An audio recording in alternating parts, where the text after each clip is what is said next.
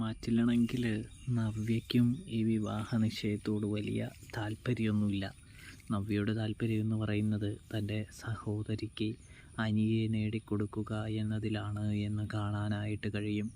എങ്ങനെയെങ്കിലും ഈ വിവാഹ നിശ്ചയം മുടക്കിയതിന് ശേഷം തൻ്റെ സഹോദരി ആഗ്രഹിച്ച പോലെ അവളുടെ കാമുകനെ നേടിക്കൊടുക്കാനായിട്ട് നവ്യ ചിന്തിക്കുന്നത് കാണാൻ കഴിയുന്നുണ്ട്.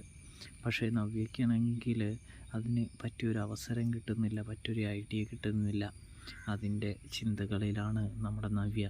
ഇതേ സമയം അമ്മയായ കനക വന്ന് ഒരുപാട് നവ്യയെ ചൊറിയുന്നുണ്ട് എന്ന് കാണാൻ കഴിയും.